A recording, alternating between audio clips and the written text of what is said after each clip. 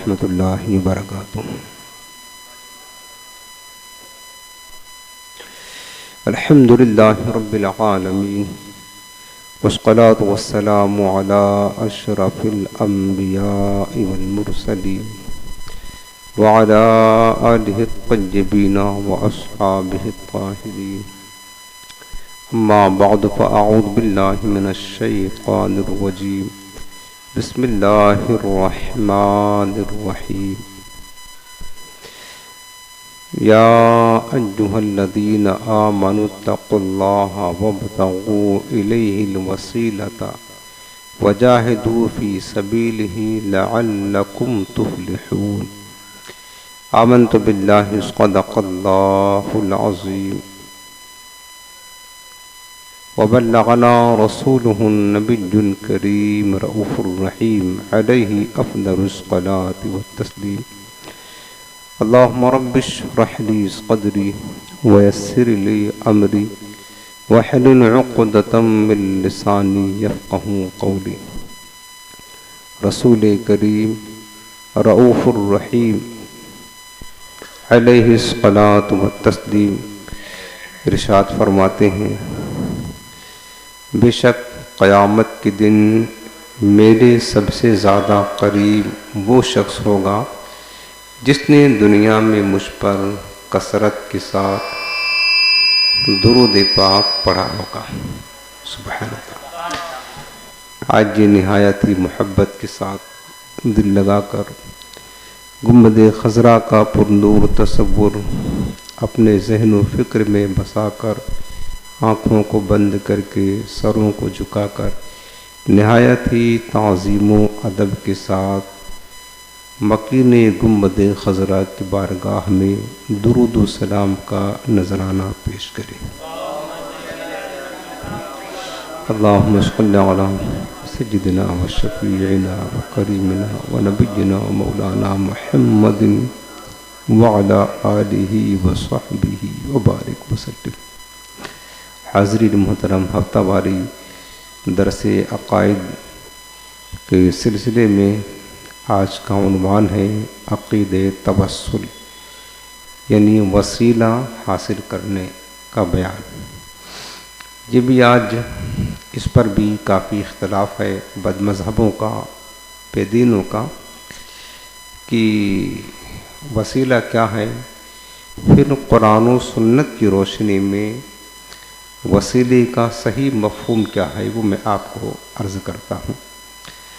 سب سے پہلے قرآن عظیم کی سورہ المائدہ آیت نمبر 35، اللہ پاک نے ارشاد فرمایا کہ یا ایہا الذین آمنوا اتقوا اللہ۔ اللہ پاک نے اپنی ایمان والے بندوں کو خطاب کیا کہ اے ایمان والوں، اللہ سے ڈر جاؤ، اللہ سے ڈرو، تقوی اختیار کرو۔ تقوی معنی ہوتا ہے اللہ سے ڈرنا۔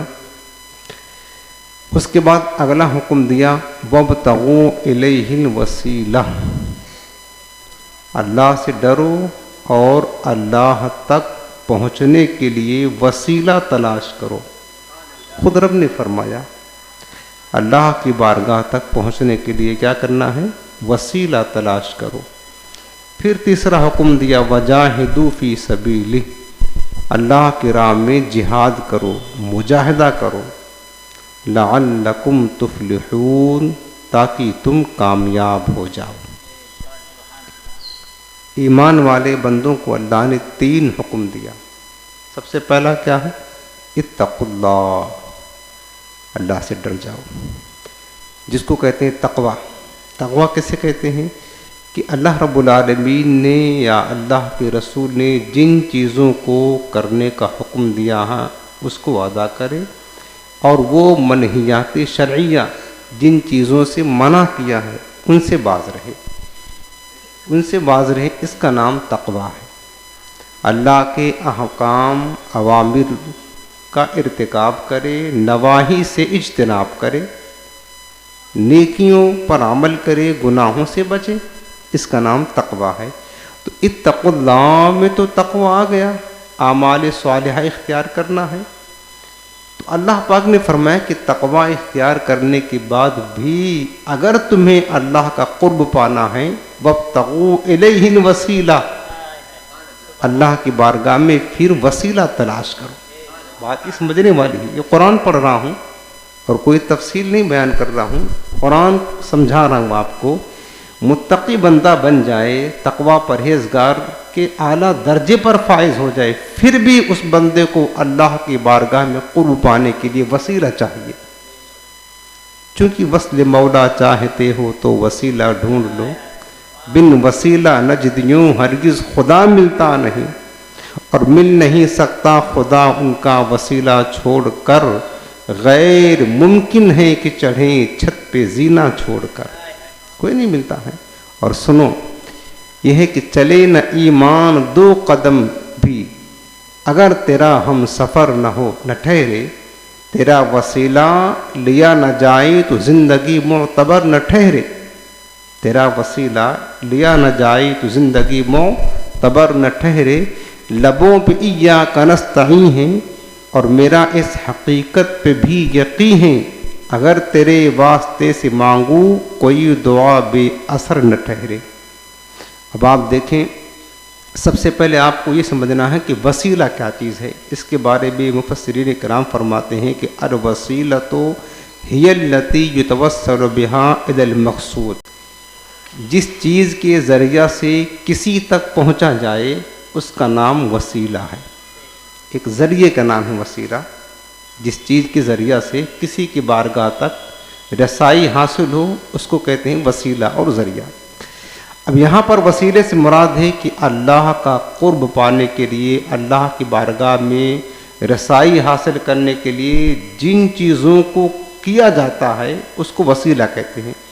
اللہ کا قرب پانے کے لیے، اللہ کی بارگاہ کے قریب جانے کے لیے جو چیز ہمیں درکار ہے کہ کن کے ذریعہ سے ہم اللہ کا قرب پا سکتے ہیں اس کو وسیلہ کہتے ہیں، ایک ذریعہ ہے.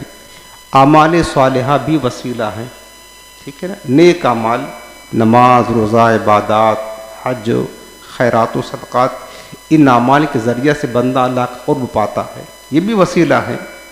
لیکن میں قرآن کی یہ بات پڑھ رہا ہوں کہ یا ایھا الذین آمنوا اتقوا اللہ، اے ایمان والو تقوی اختیار کرو. اتقوا اللہ، اللہ سے ڈرو. تو اس میں تمام اعمال صالحہ آ گئے. بندہ جب نیک اعمال کرے گا تو ہی تو متقی ہوگا، گناہوں سے بچے گا تو ہی تو متقی ہوگا. ان تقوی اختیار کرنے کا حکم دینے کے بعد فرمایا کہ وابتغوا الیہ الوسیلہ، اللہ کی بارگاہ تک پہنچنا ہے تو وسیلہ حاصل کرو، وسیلہ تلاش کرو. اسی وجہ سے آپ دیکھ لیں بڑے بڑے صوفیاء، اولیاء، صالحین، متقین، محدثین، مفسرین، سب کی تاریخ پڑھ لیں، اعلیٰ درجے پر فائز تھے، تقوی کے، پرہیزگاری کے اعلیٰ درجے کے متقی تھے. لیکن انہوں نے بھی کسی مرشد کو اللہ کا قرب پانے کے لیے کسی مرشد کا سہارا لیا، کسی شیخ کامل سے مرید ہوئے. غوث پاک تاجدار اولیاء ہیں اور ولایت کے بادشاہ ہیں، پیدائشی ولی ہیں، تقوی کے اعلیٰ درجے پر فائز ہیں، لیکن وہ بھی اپنے پیر سے مرید ہوتے ہیں. آپ دیکھیں نا، جو اتنا بڑا متقی ہو تو تقوی تو خود وسیلہ ہے اللہ کی بارگاہ تک پہنچنے کے لیے. بندہ متقی بنتا اللہ کا قرب پا لیتا ہے تو کسی مرشد کا سہارا لینے کی ضرورت کیا ہے. شیخ ولی اللہ محدث دہلوی رحمۃ اللہ علیہ یہ فرماتے ہیں کہ یہاں وسیلہ سے مراد بیعت مرشد ہے، جو اللہ نے فرمایا ہے وابتغوا الیہ الوسیلہ، اللہ کی بارگاہ میں پہنچنے کے لیے وسیلہ تلاش کرو. اس سے مراد ہے مرشد کی بیعت کرو. نیک اعمال وسیلہ ہیں، کوئی شبہ نہیں ہے. لیکن یہ تو بتاؤ، ہماری نمازیں، ہماری عبادت، ہمارے روزے، خیرات و صدقات اللہ کی بارگاہ مقبول ہیں یا مردود، اس کی گارنٹی کون لے گا؟ ہم نماز تو پڑھتے ہیں، اللہ کی بارگاہ مقبول نہ ہو تو کیا کریں گے؟ اگر مردود ہو جائیں تو کیا مردود چیز اللہ کی قرب حاصل کر سکتی ہے؟ اس کے ذریعہ سے اللہ کا قرب مل سکتا ہے؟ ہمارے نماز، عبادت، نیک اعمال وسیلہ تو ہیں، لیکن ان کے گارنٹی قبولیت کی کوئی گارنٹی نہیں ہے، لیکن ہم جن کی بات کرتے ہیں انبیاء کی، اولیاء کی، تاجدار دو جہاں کی، ان کے بارے میں تو گارنٹی ہے کہ اللہ کی بارگاہ میں ضرور مقبول ہیں، تو ہم ان کا وسیلہ پیش کرتے ہیں یقینی طور پر جو اللہ کی بارگاہ کے مقبول ہیں، اور جو مقبول ہیں جب ان کا وسیلہ لے کر اللہ کی بارگاہ میں جائیں گے تو ہم بھی اللہ کی بارگاہ میں مقبول ہو جائیں گے۔ یہ بات سمجھنے کی ہے نا؟ اسی لیے جس طرح نیک اعمال صالحہ وسیلہ ہو سکتے ہیں، اسی طرح اولیاء کرام بھی وسیلہ ہیں، صحابہ اہل بیت بھی وسیلہ ہیں، اور سب سے بڑھ کر وسیلہ وہ ذات اقدس رسالت مآب علیہ السلام کی ہے۔ یہ تمام انبیاء کے وسیلہ ہیں، تمام اولیاء کے وسیلہ ہیں، تمام صحابہ کے وسیلہ ہیں، تاجداری کائنات کی ذات اقدس ہے۔ اب کچھ لوگ پیدا ہو گئے ہیں نا جو وسیلہ کے منکر ہیں۔ علامہ نبہانی رحمۃ اللہ علیہ نے لکھا ہے یہ بات کہ اول من انکر التوسل والاستغاثہ والنداء ہوا ابن تیمیہ۔ یہ سن 8ویں صدی کا ایک بڑا متشدد عالم تھا ابن تیمیہ، جو گمراہ ہو چکا۔ اس نے کہا، علامہ نبہانی لکھتے ہیں کہ سب سے پہلے جس نے وسیلے کا، توسل کا یعنی وسیلہ کا، اور استغاثہ کا یعنی حضور کی بارگاہ میں فریاد کرنے کا، اور ندا سے مراد حضور سے فریاد کرنے کا، سرکار کو یا رسول اللہ پکارنے کا، سب سے پہلے جس نے انکار کیا اس کا نام ابن تیمیہ ہے۔ اس کا نام کیا ہے؟ ابن تیمیہ۔ ابن تیمیہ سے پہلے 7 صدی تک کسی نے وسیلے کا انکار نہیں کیا۔ سب ہاتھوں کو پھیلا کر، جھولیوں کو پھیلا کر کہتے تھے یا رسول اللہ انظر حالنا، یا حبیب اللہ اسمع قالنا، سب کہتے تھے۔ کسی نے، تمام صحابہ کا اتفاق، تمام بزرگوں کا، امت کا اجماع ہے، لیکن ابن تیمیہ یہ وہی شخص ہے جس نے یہ کہا کہ جو مدینہ جائے اور حضور اسلام کی بارگاہ یعنی روضہ رسول کی زیارت کی نیت سے جا رہا ہے تو اس کا سفر گناہ کا سفر ہوگا، گناہ کرنے جا رہا ہے۔ اتنا متشدد تھا جس نے اللہ کی بھی شان میں گستاخی کی، رسولوں کی شان میں گستاخی کی، اولیاء کی شان میں گستاخی کی۔ سب سے پہلے توسل کا اس نے انکار کیا، اور میں آج آپ کو دلیلیں دے کر پیش کروں گا۔ قرآن کی یوں تو کئی آتے ہیں، وقت نہیں ہے، کئی گھنٹے لگ جائیں گے، میں اگر ساری تفصیل کھول کر بتاؤں گا تو صرف ایک آیت جو میں نے آپ کو سنائی یہ آپ یاد رکھیں۔ اس کے بعد کثرت کے ساتھ احادیث ہے کہ ہمیشہ لوگ وسیلہ کے قائل رہے، وسیلہ لیتے رہے ہمیشہ، اور آج تک اہل حق کا یہ شیوا ہے، یہ طریقہ ہے کہ توسل کرتے ہیں انبیاء سے، اولیاء سے، صالحین سے، نیک اعمال سے وسیلہ کر سکتے ہیں، کوئی حرجہ نہیں ہے، لیکن میں نے وہی بتایا کہ نیک اعمال سے بڑھ کر ہمارے لیے وسیلہ تاجدار کائنات کی ذات اقدس ہے۔ اور بارگاہ رسالت سے توسل کرنے کا یہ کوئی آج کا نیا رواج نہیں۔ دنیا کا سب سے پہلا انسان، اللہ کا سب سے پہلا نبی، خلیفۃ اللہ حضرت سیدنا آدم علیہ السلام، حدیث پاک میں آپ کو حدیث سنا دیتا ہوں نا، حضرت آدم علیہ السلام، یہ المستدرک للحاکم کی حدیث پاک ہے۔ آپ سنیں، وسیلہ حضور السلام کا کہاں سے جاری ہے؟ سب سے پہلے ہمارے اور آپ کے باپ حضرت آدم علیہ السلام، ٹھیک ہے نا، پیغمبر تھے، اللہ کے خلیفہ تھے، اللہ نے ان کو جنت میں بسایا، اپنا قرب عطا فرمایا۔ لیکن اب سنو میں حدیث پاک، یہ المستدرک میں امام حاکم لکھتے ہیں، اور یہ مشہور حدیث ہے اور صحیح حدیث ہے، علماء نے اس کو صحیح فرمایا، اور یہ وسیلہ کے باب میں بطور دلیل اس حدیث کو پیش کیا جاتا ہے۔ حدیث سنا رہا ہوں آپ کو، حضرت عمر فاروق اعظم رضی اللہ عنہ روایت کرتے ہیں، قال رسول اللہ صلی اللہ علیہ وسلم لما اقترف آدم الخطیۃ، جب حضرت آدم علیہ السلام نے اپنی خطا کا اقرار کیا۔ آپ کو پتہ ہے حضرت آدم علیہ السلام سے ایک لغزش ہوئی، گناہ نہیں ہوا، وہ بھی اللہ کی حکمت تھی، وہ گندم کا دانہ کھایا جنت میں، اللہ رب العالمین نے حضرت آدم کو زمین پر بھیج دیا، چونکہ زمین کو بسانا تھا، انسانوں کی آبادی بسانا تھا، کوئی نہ کوئی تو سبب بننا تھا۔ حضرت آدم علیہ السلام زمین پر تشریف لائے تو وہ جو ایک لغزش تھی، گناہ نہیں، لغزش اور خطا تھی، اس وجہ سے حضرت آدم 300 برس روتے رہے اللہ کے بارگاہ میں. 3 صدیاں، 1-2 دن نہیں، کتنا؟ 300 برس. اور ہماری ندامت کی عاجزی ایسی تھی کہ آسمان کی طرف سر نہیں اٹھا، روتے رہے، دعائیں کرتے رہے، مولا مجھے معاف کر دے. حالانکہ حضرت آدم کون ہے؟ اللہ کے خلیفہ ہیں یار. اللہ نے دست قدرت سے اپنے بنایا، جنت میں بسایا، مسجود ملائکہ بنایا، اللہ کے قرب میں رہنے والے. وہ دعائیں کر رہے ہیں مولا ہماری خطا معاف کر دے. 1-2 دن نہیں، 300 برس ندامت کے آنسو بہاتے رہے، روتے رہے، لیکن اللہ تعالیٰ نے ان کی خطا معاف نہیں کی. پھر اللہ تعالیٰ کو جب معاف کرنا ہوا، اور در حقیقت بات یہ ہے اللہ تعالیٰ اپنے محبوب نبی آخر زمان کی عظمت بتانا چاہتا تھا، کیونکہ اللہ تو جانتا ہے، عالم الغیب الشہادہ ہے کہ آنے والے میرے کچھ ایسے بندے ہوں گے جو میرے محبوب کے وسیلے کے منکر ہوں گے. 300 برس بندہ بھی رب کا ہے، حضرت آدم اللہ کے پیغمبر ہیں، اللہ کے بندے ہیں. وہ اللہ چاہتا تو قبول فرما دیتا نا، کیوں نہیں قبول کیا؟ 300 برس روتے رہے. 300 برس کے بعد اللہ نے دل میں القاء فرمایا، اور پھر انہیں خیال آیا. کیا خیر آیا کہ جب اللہ نے مجھے پیدا کیا اور میں نے پہلی بار آنکھ کھولی تو میں نے عرش کے پائے پر لکھا ہوا دیکھا تھا، لا الہ الا اللہ محمد رسول اللہ. بس انہیں خیال آیا کہ یقیناً یہ جس کا نام رب نے اپنے قرب میں لکھا ہوا ہے یہ اللہ کے بڑے محبوب ہیں، لاؤ ان کا وسیلہ دے کر کے میں پیش کرتا ہوں، اللہ کی بارگاہ میں دعا کرتا ہوں. اب حدیث پاک کے لفظ سنیں.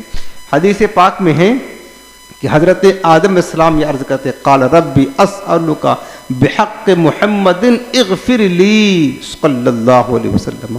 حضرت آدم کہتے ہیں اللہ میں تجھ سے تیرے محمد کے وسیلے سے دعا کرتا ہوں، تو مجھے معاف فرما دے. بحق محمد، میں تیرے محمد مصطفیٰ کے وسیلے سے دعا کرتا ہوں، اغفر لی، مجھے معاف فرما. جیسے یہ جملہ کہا نا، نام مصطفیٰ لیا، قالا، اللہ پاک نے فرمایا کہ آدم اب تو نے میرے محبوب کا وسیلہ پیش کر دیا، میں تو تجھے معاف کر دوں گا، لیکن یہ تو بتا کیف عرفت محمدن، تو نے میرے محبوب کو کیسے پہچانا؟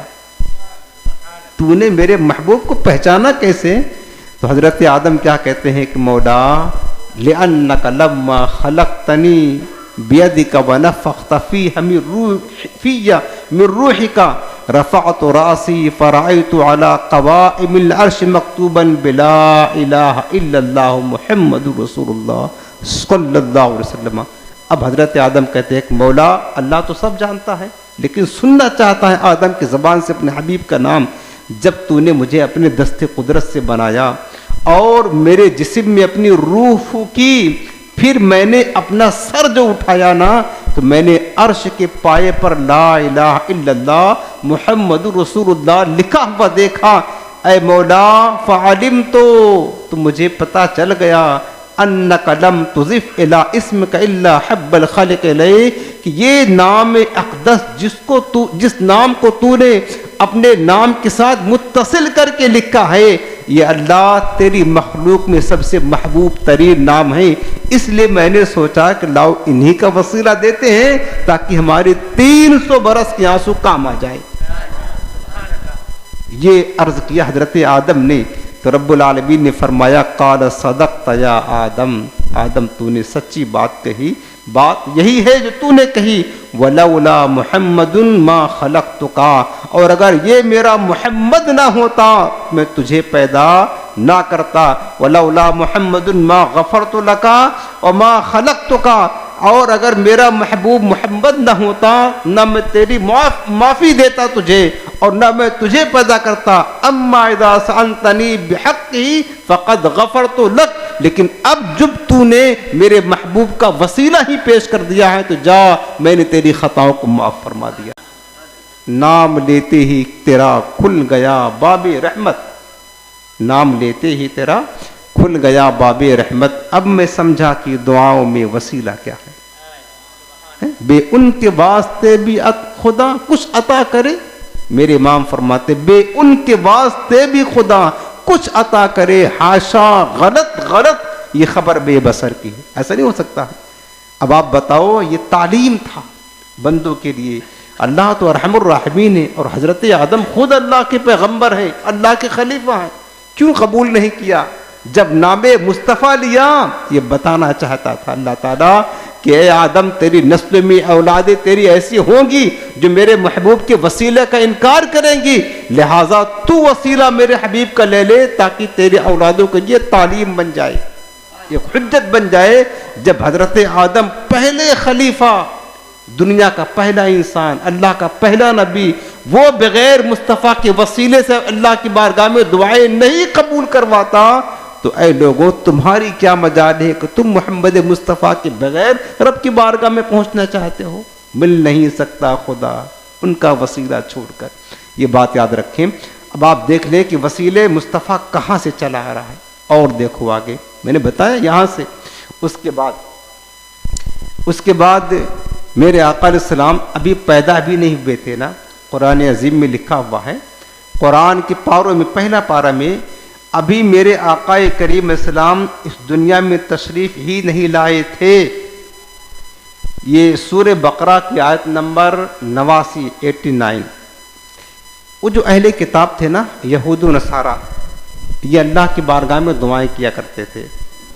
یہود و نصارہ اہل کتاب، حضرت موسیٰ اور عیسیٰ علیہ السلام پر ایمان لانے والے، جب دشمنوں کے مقابلے میں ان کی جنگ ہوتی، لڑائی ہوتی نا، اور یہ فتح نہ پاتے تو یہ دعا کیا کرتے تھے، اور قرآن نے اس بات کو ذکر کیا، وَكَانُوا مِن قَبْلُ يَسْتَفْتِحُونَ عَلَى الَّذِينَ كَفَرُوا فَلَمَّا جَاءَهُم مَّا عَرَفُوا كَفَرُوا بِهِ، اور یہ اہل کتاب یہودی میرے مصطفیٰ کے وسیلے سے کافروں پر فتح پانے کی دعائیں کیا کرتے تھے، کافروں پر فتح پانے کی دعائیں کرتے تھے۔ ابھی میرے آقا پیدا نہیں ہوئے، اور دعا کیا تھی؟ مفسرین نے لکھا ہے، امام بغوی رحمۃ اللہ علیہ نے معالم التنزیل میں، یہ اہل کتاب اس طرح دعا کرتے ہیں، اللہم انصرنا علیہم بالنبی المبعوث فی آخر الزمان الذی نجد صفتہ فی التوراۃ، اے اللہ ہم تجھ سے مدد مانگتے ہیں، ہماری مدد فرما کافروں پر اس نبی کے وسیلے سے جن کو تو آخری زمانے میں مبعوث فرمائے گا، جن کی صفات ہم اپنے توریت میں پڑھتے ہیں۔ حضور کا نام اقدس دے کر بعض اوقات دعائیں کیا کرتے تھے، آخری زمانے کے جو نبی ہیں بن نبی الامی، یہ کہا کرتے تھے اے اللہ نبی امی کے وسیلے سے بحق نبی کا الذی وعدت ان تبعثہ فی آخر الزمان، اے اللہ ہم تجھ سے سوال کرتے ہیں اس نبی کے وسیلے اور واسطے سے جن کا تو نے وعدہ کیا ہے کہ تو آخر زمانے میں ان کو بھیجے گا، اللہم انصرنا علیہم، اے اللہ کافروں پر ہمیں فتح عطا فرما۔ جب حضور کا نام اقدس کا وسیلہ لیتے اللہ تعالیٰ ان یہودیوں کو فتح عطا فرما دیتا۔ اللہ نے فرمایا فلما جاءہم، پھر جب میرا محبوب آ گیا ان کے درمیان تو چاہیے تھا نا کہ حضور پر ایمان لاتے، ما عرفوا فلما جاءہم ما عرفوا، تو انہوں نے پہچانا نہیں، وکفروا بہ، اور میرے حبیب کا انکار کر دیا۔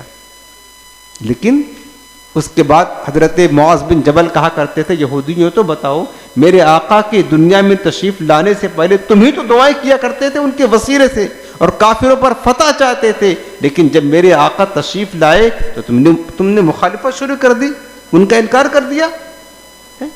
تو اللہ تعالیٰ نے ان کے وسیلے کو قرآن میں آیت بنا کر کے بیان کیا، رد نہیں کیا۔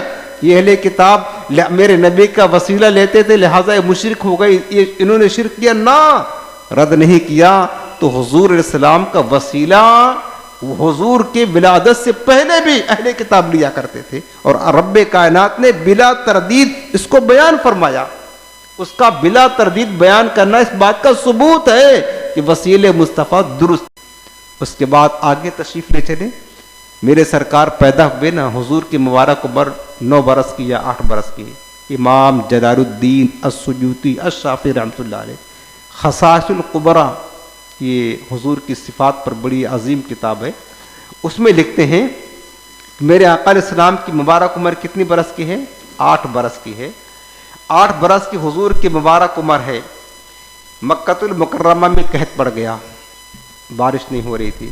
یہ جو مشرکین مکہ تھے نا، یہ دعائیں کر کر کے اپنے بتوں کے پاس فریادیں کر کے تھک ہار کر کے بیٹھ گئے. بت کیا کرتے بیچارے، بے بس ہیں، وہ کیا فریاد سنیں. اب وہ پریشان حال تھے، بارش نہیں ہے. تو کسی نے کہا ہم کو تمہارے درمیان بنو ہاشم خاندان اعلیٰ ہے، یہ موجود ہے، جاؤ ان کے پاس دعا کے لیے کہو، کچھ کریں گے، بارش ہوگی. تو لوگ دوڑے دوڑے ابو طالب کے پاس آئے، حضور کے چچا تھے، سرکار کی مبارک عمر 8 برس کی تھی، اور کہنے لگے ابو طالب آپ ہمارے سردار کے بیٹے ہیں اور آپ خاندان بنی ہاشم سے اعلیٰ خاندان سے ہیں، دیکھو نا بارش ہو نہیں رہی، ہم کتنے پریشان ہیں، آپ کچھ کریں، دعا کریں. ابو طالب نے کیا کیا، حضور کی مبارک انگلی کو پکڑا اور سیدھے خانے کعبہ لے کر کے گئے اور سرکار کی مبارک پشت کو خانے کعبہ کے دیوار سے لگا دیا، اور لگانے کے بعد کھڑے ہو گئے اور رب سے التجا کرتے، مولا اس گوری رنگت والے بھتیجے کے صدقے یا اللہ بارش نازل فرما، اس گوری رنگت والے چہرے کے وسیلے سے مولا تجھ سے بارش کی التجا کرتے ہیں، بارش نازل فرما. ابو طالب کا دعا کرنا تھا، جھما جھم بارش ہونے لگی. اب دیکھیے نا، حضور نے بھی اعلان نبوت نہیں کیا، حضور کی مبارک عمر 8 برس، بچپنے کی عمر ہے، اس وقت بھی لوگ حضور کے چہرے نور کے وسیلے سے دعائیں کرتے تھے، اللہ انہیں بارش عطا فرماتا تھا، اللہ نے بارش عطا فرما دیا.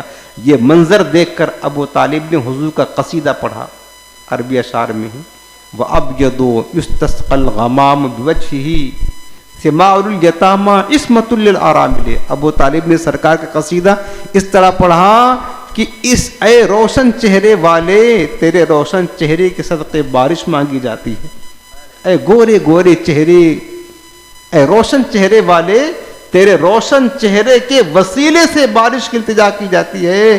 ارے تو ہی تو ہے جو یتیموں کا والی ہے اور بیواؤں کا محافظ ہے.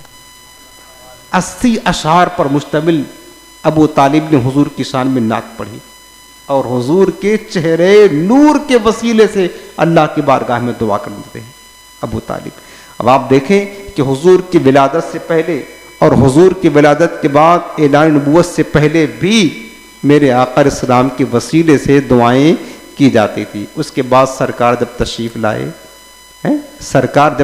لائے تو میرے آقا کریم نے خود وسیلہ سکھایا ہے، اپنا وسیلہ لینا، اپنے غلاموں کو سرکار نے سکھایا ہے وسیلہ لینا. میں آپ کو حدیثوں کا حوالہ پیش کر رہا ہوں یار، کوئی لفاظی کی بات نہیں کرتا ہوں ادھر ادھر، حدیثوں کا حوالہ. یہ حدیث میں آپ کو جو سنانے جا رہا ہوں نا، اب آپ سنیے اس حدیث پاک کی شان دیکھیں. یہ حدیث ہے مجمع الزوائد کتاب البر والصلہ باب و مناقب فاطمہ بنت اسد. امام علی بن ابی بکر ہیثمی حدیث پاک لکھتے ہیں، اور اس حدیث کے راوی حضرت انس بن مالک رضی اللہ تعالیٰ عنہ، حوالہ بھی آپ کے سامنے پیش ہے. اب حدیث پاک سنو کہ میرے کریم آقا علیہ السلام کس طرح اپنی ذات کا وسیلہ خود امت کو سکھا رہے ہیں. سرکار کا حیات ظاہری میں بھی چونکہ کچھ لوگوں کا چونکہ وسیلے کے بارے میں لوگ مختلف ہیں، جنہوں نے انکار کیا نا وہ کیا کہتے ہیں کہ صرف اعمال صالحہ ہی وسیلہ ہو سکتے ہیں، بس اس کے علاوہ کچھ نہیں. کچھ لوگ کہتے ہیں یہ ابن تیمیہ کے جو ماننے والے ہیں 2 گروہ میں بڑھ گئے، کچھ کہتے ہیں اعمال صالحہ وسیلہ ہو سکتے ہیں، کچھ کہتے ہیں نہیں اعمال صالحہ وسیلہ ہو سکتے ہیں، انبیاء اولیاء بھی وسیلہ ہو سکتے ہیں لیکن ان کی ظاہری حیات میں بس. اور کچھ کا عقیدہ یہ بن گیا ہے کہ انبیاء یا اولیاء کا وسیلہ وصال کے بعد یہ جائز نہیں ہے. اس طریقے سے الگ الگ گروہ ہیں انکار کرنے والوں کی، اور ہم کہتے ہیں کہ وسیلہ اعمال صالحہ کا بھی ہے، انبیاء کا، اولیاء کا، صحابہ کا، اہل بیت کا، ان کے ظاہری حیات میں بھی، ان کی وفات کے بعد بھی، بلکہ ان کی بارگاہ سے جو چیز نسبت کر جاتی ہے، ان کے جسم اقدس سے جو چیز چھو جائے، ٹچ ہو جائے، اس کا بھی وسیلہ لیا جاتا ہے. ہم اس کے بھی قائل ہیں یار، اور اس کو قرآن نے بیان فرمایا. آپ سورہ یوسف پڑھیں، حضرت یوسف علیہ السلام جب حضرت یعقوب نے باپ سے بچھڑ گئے تھے نا، زمانہ گزر گیا تھا، حضرت یعقوب علیہ السلام کی بینائی چلی گئی تھی روتے روتے اپنے بیٹے کی محبت میں. پھر اس کے بعد ملاقات ہوئی بعد میں، تو حضرت یوسف نے ایک تفصیل قرآن عظیم میں سورہ یوسف میں لکھا ہے، حضرت یوسف نے اپنی قمیص بھیجی اپنے والد کے پاس میں، اذهبوا بقمیصی ھذا، اس میرے قمیص کو لے کر کے جاؤ اور میرے والد کے چہرے پر ڈال دو، بینائی لوٹ آئے گی. ان کے بھائیوں نے لیا قمیص کو اور حضرت یعقوب کے چہرے پر ڈالی. حضرت یوسف کا کرتا حضرت یعقوب کے چہرے پر پڑنا تھا, اللہ نے روشنی پیدا فرما دی.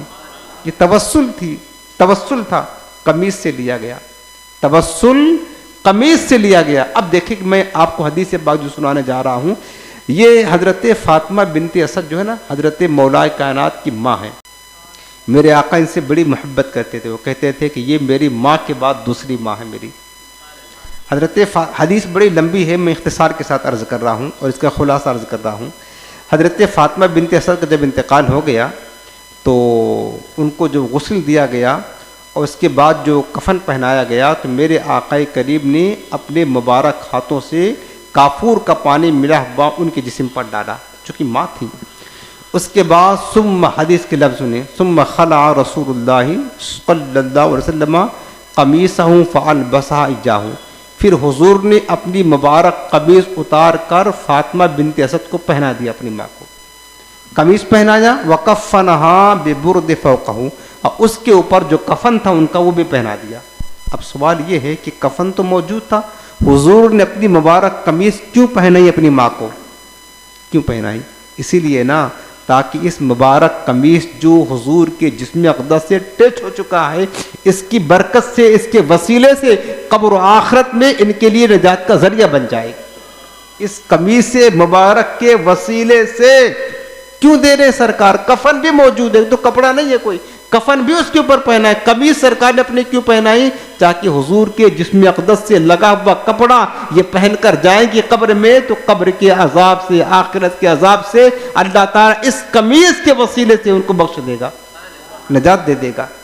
حضرت امیر معاویہ رضی اللہ عنہ, ان کے پاس کچھ تبرکات تھے.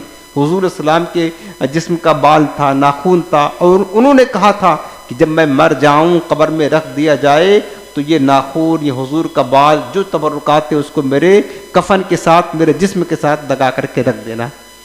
یہ کیا ہے؟ یہی تو توسل ہے. اس کے وسیلے سے انہیں پتا تھا بلائیں دور ہوتی ہیں, عذاب دور ہوتا ہے, مصیبتیں ٹلتی ہیں. تو یہاں تو سرکار یہ اپنی امت کو ذہن دے رہے ہیں کہ انبیاء کی ذات تو بڑی مقدس ہے.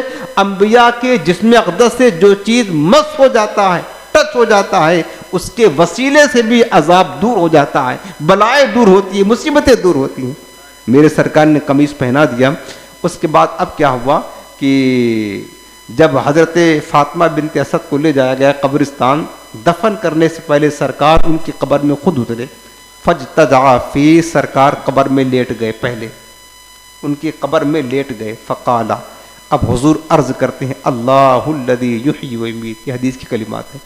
اللہ وہ ہے جو جلاتا اور مارتا ہے. وہ حی لا یموت, اور وہ رب زندہ ہے, اسے کبھی موت نہیں جاتی. اغفر لأمی فاطمہ بنت اسد, اے مولا میری ماں فاطمہ بنت اسد کو بخش دے. ولقنہا حجتہا, اور نکیرین کے سوالات و جوابات میں آسانی فرما. ووسع علیہا مدخلہا, اور ان کی قبر کشادہ فرما. بحق نبی کا, اس تیرے نبی کے وسیلے سے. اور صرف یہی نہیں, بحق نبی کا, اس تیرے نبی کے وسیلے سے. والانبیاء الذین من قبلی, اور ان انبیاء کے وسیلے سے مولا جو مجھ سے پہلے گزر چکے ہیں. اپنا بھی وسیلہ پیش کیا سرکار نے, بحق نبی کا, اس تیرے نبی کے وسیلے سے. والانبیاء الذین من قبلی, اور مجھ سے پہلے جتنے انبیاء گزر چکے ہیں ان انبیاء کے وسیلے سے یا اللہ میری ماں کی مغفرت فرما دے. اب آپ بتاؤ, جو کہتے ہیں کہ حضور کی حیات ہی میں وسیلہ ہوگا, وفات کے بعد وسیلہ نہیں, تو میرے آقا سے بڑھ کر وسیلہ کون ہے؟ جب حضور کا وسیلہ آ گیا تو اور نبی کے وسیلے کی ضرورت رہی نہیں رہی. پھر سرکار کیوں کہہ رہے ہیں کہ انبیاء کے وسیلے سے بھی؟ اس لیے حضور بتانا چاہتے تھے کہ انبیاء کرام کی وہ ذات ہے, چاہے ان کی حیات میں وسیلہ لو توسل کرو, یا ان کی وفات کے بعد توسل کرو, ہر طرح جائز اور درست ہے. سرکار خود اپنی ذات کا وسیلہ پیش کرے رب کی بارگاہ میں. انبیاء کا وسیلہ جو ان سے حضور سے پہلے وفات پا چکے ہیں, ان کا وسیلہ پیش کر کے دعائیں کر رہے ہیں.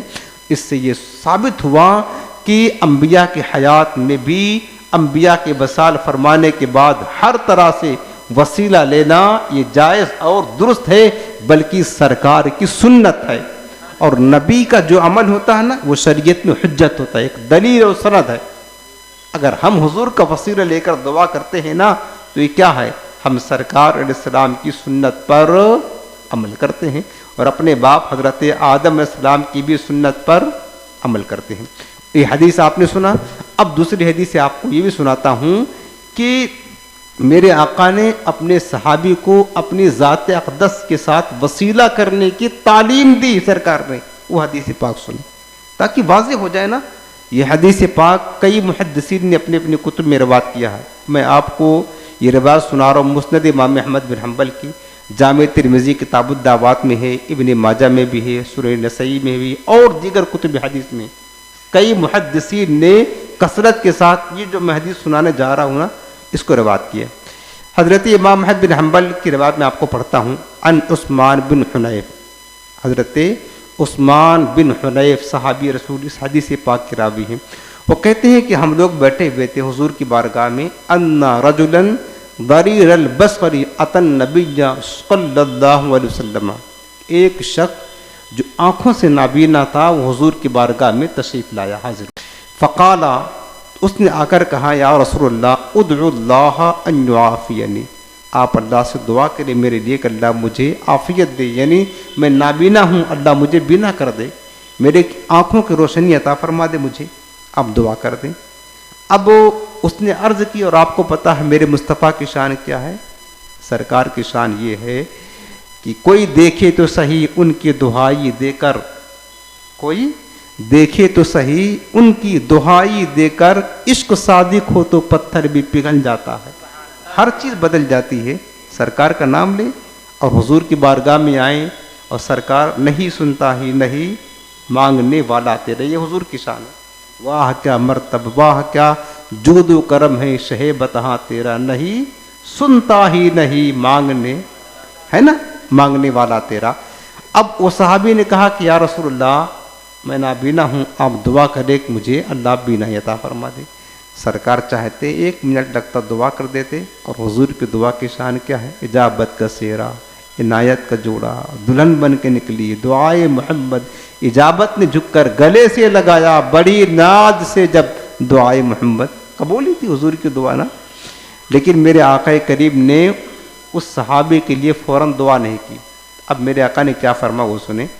تو حضور نے فرمایا کہ ان شئتا دعوت لک و ان شئتا اخرت ذاک فهو خیر، کہا میرے صحابی اگر تو چاہے تو میں تیرے لیے دعا کر دوں، اور اگر چاہے تو رہنے دے اس کو، تو نابینا ہی رہے، یہ تیرے لیے بہتر ہوگا، یعنی اس کے بدلے میں اللہ تجھے آخرت کی نعمتیں عطا فرمائے گا، جنت دے گا، تو تم جو چاہو۔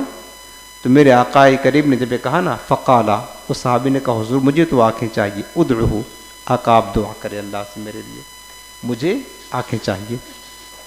اب میرے آقا نے پھر بھی دعا نہیں کی کہ اللہ تو اس کی آنکھ کی روشنی عطا فرما دے، نہ۔ پھر راوی کہتے ہیں کہ فَأَمَرَهُ أَن يَتَوَضَّأَ فَيُحْسِنَ وَضُوءَهُ فَيُصَلِّي رَكَعَتَيْنِ، میرے آقا نے اس نابینا صحابی کو حکم دیا جا کر کے وضو کرو، اچھی طرح وضو کرو، اور وضو کر کے 2 رکعت نماز پڑھو، جس کو ہم کہتے ہیں نماز حاجت، ٹھیک۔ وَيَدْعُوهُ بِهَذَا الدُّعَاء، اور جو میں دعا تمہیں سکھاتا ہوں اس دعا کے ساتھ اللہ کی بارگاہ میں دعا کرو۔ اب وہ لفظ سنیں، میرے آقا نے اس صحابی کو دعا جو تعلیم دی وہ دعا کے الفاظ کیا تھے؟ میرے آقا نے فرمایا کہ جا کر کے نماز پڑھ کر کے 2 رکعت یہ دعا کرو، اللہم انی اسألک واتوجہ الیک بنبیک محمد صلی اللہ علیہ وسلم نبی الرحمہ، یا محمد انی توجہت بک الی ربی فی حاجتی ہذہ فتقضی لی۔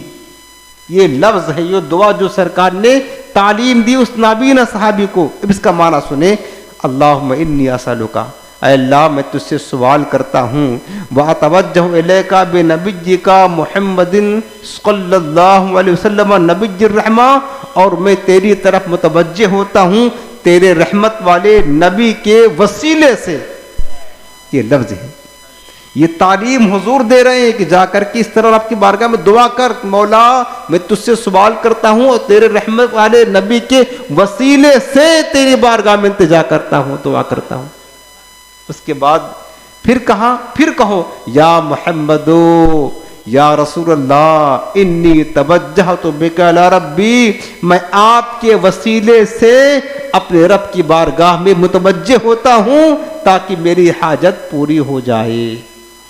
اس میں تبسل بھی ہے، ندا بھی ہے۔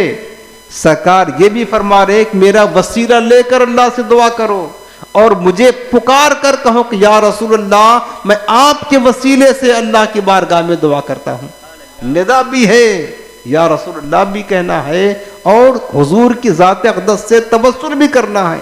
یہ سرکار نے سکھائی کہ جا کر کے دعا کرو۔ اس کے بعد وہ صحابی گئے اور جا کر کے دعا کی، انہوں نے یہ دعا کی جو حضور نے سکھایا تھا، اللہم انی اسألک الی آخرہ۔ اس کے بعد انہوں نے یہ بھی کہا اللہم شفع فیہ، اے اللہ میرے محبوب کی سفارش میرے بارے میں قبول فرما۔ راوی کہتے ہیں وہ صحابی جا کر کے دعا کر کے آئے، ابھی ہم بیٹھے ہوئے تھے، دوبارہ جب یہ نماز پڑھ کر کے دعا کر کے آئے، ہم نے دیکھا کہ ان کی آنکھوں میں روشنی آ گئی تھی۔ ان کی آنکھوں میں کیا آ گئی تھی؟ روشنی۔ یہ میں صحیح حدیث سنا رہا ہوں، کثیر محدثین نے روایت کیا ہے۔ کیا پتہ چلا کہ حضور کی ذات اقدس سے وسیلہ لینا تو خود تاجدار کائنات نے سکھایا اپنے غلاموں کو، خود تاجدار کائنات نے سکھایا ہے۔ یہ تو سرکار کے حیات میں بھی اور حضور کے وصال کے بعد بھی یہی حدیث پاک پر حضرت عثمان غنی کا دور خلافت آیا، عثمان غنی کا ایک شخص جو ہے نا، حضرت عثمان غنی کے پاس کچھ کام تھا، وہ چونکہ خلیفہ تھے بار بار آتا جاتا، لیکن حضرت عثمان غنی اس کی طرف توجہ نہیں کرتے تھے۔ تو حضرت عثمان بن حنیف سے یا کسی اور صحابی سے جو اس دعا کو جانتے تھے ان سے ملاقات ہو گئی۔ اس نے کہا ٹھہرو میں تمہیں ایک وظیفہ بتاتا ہوں۔ اس دعا کو حضور کی وصال کے بعد اس دعا کو وہ جو شخص حضرت عثمان غنی کے پاس بار بار جاتا آتا تھا، اس کا کام نہیں بنتا تھا، اس کو سکھایا، کہا تم نماز پڑھ کر کے اور حضور کے وسیلے سے دعا کر کے جاؤ، دیکھو تمہارا کام بن جائے گا۔ وہ صحابی جو ہے نا وہ نماز پڑھا اور حضور کے وسیلے سے دعا کیا۔ اس کے بعد اگلے دن جب گئے نا، اگلے دن دعا کر کے حضور کے وسیلے سے، تو جو دربان تھا وہ فوراً پکڑ کر کے حضرت عثمان غنی کے قریب لے جا کر کے بٹھا دیا۔ حضرت عثمان غنی نے کہا کہ یار اب جو کام ہو نا، فوراً اس کا کام بھی کر دیا کہ اب جو بھی کام پڑے نا بلا جھجک ہمارے پاس آ جانا۔ یہ قیامت تک کی امت کے لیے ہے۔ آج بھی کوئی بندہ سخت سے سخت مصیبت میں پڑا ہو، حسن نیت کے ساتھ یہ دعائے توسل پڑھ کر کے، نماز پڑھ کر کے دعائے توسل کر کے دیکھیں، انشاءاللہ ضرور اس کی مصیبت دور ہوگی۔ ہمیشہ کے لیے یاد رکھنا، قیامت تک کے لیے ہے۔ تو صحابہ کرام بھی حضور کی وصال کے بعد بھی دعائیں کیا کرتے تھے، حضور کے وسیلے سے دعا کیا کرتے تھے۔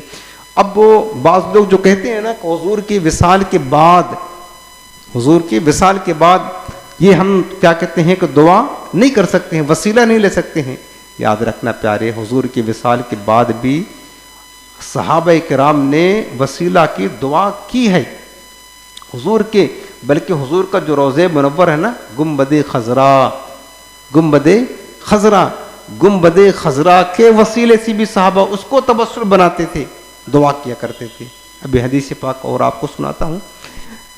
مشکات شریف باب الکرامات، حضرت عبداللہ بن عباس کے شاگرد حضرت ابو الجوزہ تابعی ہیں، یہ روایت کرتے ہیں۔ وہ کہتے ہیں کہ مشکات شریف باب الکرامات کی روایت ہے کہ قحط اہل المدینۃ قحطا شدیدا، اہل مدینہ بہت سخت قحط میں مبتلا ہو گئے۔ ایک سال مدینہ میں قحط آ گیا۔ قحط کہتے ہیں بارش نہیں آتی، اب لوگ پانی پینے سے پریشان، گلہ پانی نہیں پیدا ہوتا تھا، مشکلات کا دور تھا، تو پریشان ہو گئے، بارش نہیں ہو رہی۔ تو اہل مدینہ کا معمول کیا تھا؟ فشکوا الی عائشہ، ابو جوزہ کہتے ہیں کہ اہل مدینہ حضرت عائشہ ام المؤمنین باحیات تھی، لوگ ان کے پاس آ گئے اور کہنے لگے ام المؤمنین ہم قحط کی شکار ہو گئے، بارش نہیں ہو رہی ہے، لوگ پریشان حال ہیں، آپ کچھ کریں۔ حالانکہ بارش اگر نہ ہو تو نماز استسقاء شریعت نے پڑھنے کا حکم دیا ہے، نماز استسقاء یعنی نماز پڑھ کر کے اللہ سے بارش طلب کیا جائے۔ لیکن اہل مدینہ کا معمول کیا تھا؟ ہو سکتا ہے نماز استسقاء پڑھی ہو، بارش نہ ہوئی ہو۔ اب جب حضرت عائشہ کے بارگاہ میں پریشان حال آئے نا، حضرت عائشہ نے کیا کہا؟ فقالت انظروا قبر النبی صلی اللہ علیہ وسلم فجعلوا منه قوا الى السماء حتى لا يكون بينه وبين السماء سقف. کہا جاؤ دیکھو گنبد خضرا ہے. گنبد خضرا تو بعد میں بنا ہے، حجرہ عائشہ تھا وہ چھت تھی، یعنی حجرہ تھا. یہ حجرہ عائشہ جو تھا، تو حضرت عائشہ فرماتی ہے کہ جاؤ تم حضور کے قبر انور کے پاس، اور جو حضور کے قبر انور کی چھت ہے اس چھت کو تھوڑا سا سوراخ کر دو کہ آسمان اور حضور کی قبر کے درمیان کوئی پردہ نہ رہے. اب حضرت عائشہ توسل بنا رہی ہے کس کو؟ حجرہ عائشہ اس قبر نبی کو جہاں سرکار کا جسم نہیں، حضور کی ذات سے نہیں، حضور کی مبارک قبر سے توسل کے لیے بھیج رہی ہیں حضرت عائشہ. کس کو بھیج رہی ہیں؟ صحابہ کو بھی بھیج رہی ہیں، تابعین کو بھیج رہی ہیں. یہ ان کا دور تھا. حضرت عائشہ فرماتی ہیں جاؤ اور جا کر کے حضور کا جو قبر کا مطلب وہ حجرہ ہے، چھت ہے، اس کو تھوڑا سوراخ کر دو کہ آسمان قبر نبی کو نظر آنے لگے، اس کے بیچ میں کوئی پردہ نہ ہو. ففعلوا، سب لوگ گئے اور انہوں نے ایسے ہی کیا، تھوڑا سوراخ کھول دیا جیسا کہ سیدہ عائشہ نے بتایا تھا. اب جیسے ہی سوراخ کھلا اور آسمان نظر آنے لگا نا، حضرت عائشہ کی روایت بتاتی ہے فَمُطِرُوا مَطْرًا حَتَّى نَبَتَ الْعُشْبُ وَثَمَرَتِ الْإِبْلُ یا وَثَمَرَتِ الْإِبْلُ حَتَّى تَفَسَّقَتْ مِنَ الشَّحْمِ فَسُمِّيَ عَامَ الْفَتْقِ. اتنی بارش ہوئی اس بارش کی وجہ سے سبزے اتنے زیادہ اگے اور جانوروں نے اتنا پیٹ بھر کر کے کھایا، اتنے موٹے تازے ہو گئے، اتنے موٹے تازے لگتا تھا کہ ان کا جسم پھٹ جائے گا. اس سال کو عام الفتق یعنی پھٹنے کا سال نام رکھ دیا گیا. اتنی کثرت کے ساتھ بارش ہوئی. اب اس حدیث پاک کو روایت کرنے کے بعد ہم کیا بتانا چاہتے ہیں؟ یہاں تو صحابہ تابعین کا معمول کیا تھا کہ صحابہ اور تابعین تو حضور کی قبر انور سے بھی توسل کیا کرتے تھے، توسل قبر انور سے بھی کیا کرتے تھے. یہ معمول تھا صحابہ کا. دوسری بات، حضور کے صحابی میں حضرت عمر فاروق اعظم کا دور خلافت تھا. یہ بھی آپ سن لیں، حدیث پاک بات ختم کرنے کے قریب ہے. حضرت عمر فاروق اعظم کا دور خلافت اور قحط پڑ گیا. پہلے کے دور میں قحط بہت زیادہ پڑا کرتے تھے. تو لوگ حضرت عمر کے پاس آئے تو حضرت عمر نے حضرت عباس بن عبد المطلب رضی اللہ تعالیٰ عنہ، حضور کے چچا تھے، حضرت عباس بن عبد المطلب کا ہاتھ پکڑا اور ہاتھ پکڑ کر کے دعا کیا کرتے ہیں؟ اللہم انا کننا نتوسل الیک بنبینا فتسقینا. اے اللہ، جب تک تیرے نبی باحیات تھے ہم تیرے نبی کے وسیلے سے تیرے بارگاہ میں دعا کرتے تھے، تو ہمیں بارش دیا کرتا تھا. اے اللہ، اب جو ہے نا ہم تیری بارگاہ میں ہیں. انا کننا نتوسل بالعباس بن عبد المطلب، اب ہم تیرے نبی کے چچا عباس بن عبد المطلب کے وسیلے سے دعا کرتے اللہ ہمیں بارش عطا فرما. حضرت عمر نے، حالانکہ مقام حضرت عمر کا بلند ہے حضرت عباس سے، لیکن حضرت عباس حضور کی اہل بیت میں سے ہیں، بنو ہاشم میں نے سار خاندان رسول میں سے ہیں، تو خاندان رسول کی نسبت سے حضرت عمر فاروق اعظم حضرت عباس کے وسیلے سے دعائیں کیا کرتے تھے. اب یہاں ثابت ہو گیا کہ اہل بیت کا وسیلہ بھی لینا جائز ہے. بلکہ حضرت عمر حدیث پاک میں یہ فرمایا کرتے تھے اپنے خطبہ میں کہ ایھا الناس ان رسول اللہ صلی اللہ علیہ وسلم کان یار العباس ما یرى البارد لوردہ ويعظمه ويفخمه ويبر قسمه. حضرت عمر فاروق اعظم کہتے تھے کہ اے لوگو، میرے آقا علیہ السلام اپنے چچا عباس کو وہی فضیلت دیا کرتے تھے جس طرح بیٹا باپ کو فضیلت دیتا ہے. میرے آقا اپنے چچا کی بڑی تعظیم و توقیر کیا کرتے تھے، ان کی قسم کو پورا کیا کرتے تھے. فاقتدوا ایھا الناس برسول اللہ فی عمہ العباس. تو اے لوگو، رسول اللہ کے چچا عباس کے بارے میں رسول اللہ کی اقتداء کرو. اللہ کی بارگاہ میں اتخذوا وسیلۃ الی اللہ، اور اللہ کی بارگاہ میں عباس بن عبد المطلب کو وسیلہ بنا کر دعا کیا کرو. حضرت عمر فاروق اعظم کہتے ہیں عباس کو، چونکہ حضور علیہ السلام کی چچا تھے، خاندان نبوت سے تعلق رکھتے تھے نا، بنی ہاشم تھے. اس سے کیا ثابت ہوا کہ بنی ہاشم اور اہل بیت سے بھی وسیلہ لینا جائز ہے. اب آخر میں بات عرض کر دیتا ہوں. شیخ تقی الدین سبکی رحمۃ اللہ تعالی علیہ شفاء السقام میں روایت کرتے ہیں، لکھتے ہیں کہ وَكَذَلِكَ يَجُوزُ مثل حاضر تبسل بسائر الصالحین، کہ اسی طرح تمام اولیاء و صالحین سے تبسل لینا، ان کے وسیلے سے دعا کرنا یہ جائز ہے۔ یہ کیا ہے؟ جائز ہے، اور کبھی بھی کسی شخص نے اس بات کا انکار نہیں کیا ہے۔ لہٰذا میرے عزیزوں، اس کے علاوہ اور بھی روایت، وقت پورا ہو گیا، اپنی بات ختم کرتا ہوں، ورنہ حضور کے وصال ظاہری کے بعد آج تک امت سرکار کے تبسل سے دعائیں کرتی ہیں، چونکہ وسیلہ لینا یہ انبیاء کی سنت ہے، صالحین کی سنت ہے، صحابہ کی سنت ہے، خود تاجدار کائنات کی سنت مبارکہ ہے، خود صحابہ کی سنت ہے، اولیاء کی سنت ہے، اور تمام اہل حق کی سنت ہے۔ تو وسیلے کا اور تبسل کا جس نے انکار کیا وہ بد مذہب بے دین ہے، اور ہمیشہ اہل حق کا یہ شیوہ و طریقہ رہا کہ انبیاء کے وسیلے سے، اولیاء اور صالحین کے وسیلے سے ہمیشہ دعائیں کرتے رہیں۔ لہٰذا یہی حق مذہب ہے جو ثابت ہوا کہ توسل انبیاء اولیاء بالاتفاق کی جائز ہے۔ اس میں اگر کسی کا اختلاف ہے تو اسی کا اختلاف ہے جس نے شریعت پر اختراع کیا، اور شریعت جو قرآن و سنت سے ہٹ کر کے راہ نکالا، لہٰذا ہم اس راستے پر ہرگز نہیں چلیں گے، بلکہ ہمیشہ اللہ والوں کا وسیلہ لے کر ہی ہم دعائیں کریں گے، تاکہ ہماری دعائیں اللہ کی بارگاہ میں مقبول ہو۔ اللہ تعالیٰ بس ہم سب کو عمل کی توفیق عطا فرمائے۔ آخر میں آپ کو آج کا وظیفہ ایک عرض کر دیتا ہوں۔ یہ وظیفہ ہے کہ بعض اوقات جسم میں یا چہرے پر جو دانے پڑ جاتے ہیں، دانے پڑ جاتے ہیں چہرے پر ہوں یا جسم میں کہیں بھی، ان چہرے کے جسم کے دانوں کو دور کرنے کے لیے ایک روحانی عمل یہ ہے کہ اول آخر 3 بار درود پاک پڑھیں، اور 3 مرتبہ صرف یا رقیب، را قاف اور با، اللہ کا نام ہے، یا رقیب یا رقیب یا رقیب، 3 بار پڑھ کر کے 3 بار پڑھیں اول آخر درود پاک، اور اپنے ہاتھوں پر دم کر کے اپنے چہرے پر یا جسم میں جہاں کہیں دانے ہیں اس پر آپ پڑھ لیں، اور ملنے کے بعد پھر جو ہے نا بس ختم ہو گیا۔ یعنی آپ اس طرح صبح شام اگر چند دنوں تک کرتے رہیں گے تو انشاءاللہ اس مبارک عمل کی برکت سے چہرے کے دانے دور ہو جائیں گے۔ اور دوسرا وظیفہ یہ کہ بعض اوقات چہرے کے دانے ختم ہونے کے بعد بھی داغ دھبا باقی رہتا ہے نا، جس سے خاص کر چہرے پر ہو تو بدنمائی لگتی ہے۔ اگر داغ ہو کسی زخم کا، یا دانے پڑ گئے ہوں، دانے مٹ گئے ہوں، وہ داغ جسم پر یا چہرے پر باقی ہو تو اس کو دور کرنے کا وظیفہ یہ ہے، روحانی عمل کہ ہر نماز کے بعد 15 مرتبہ یا نورو یا نورو اول آخر ایک بار درود شریف پڑھیں، اور یا نورو پڑھ کر کے اس جگہ پر دم کرتے رہیں، تو انشاءاللہ وہ دھبا بھی اللہ کے نام کی برکت سے دور ہو جائیں گے۔ اللہ تعالی ہم سب کو عمل کی توفیق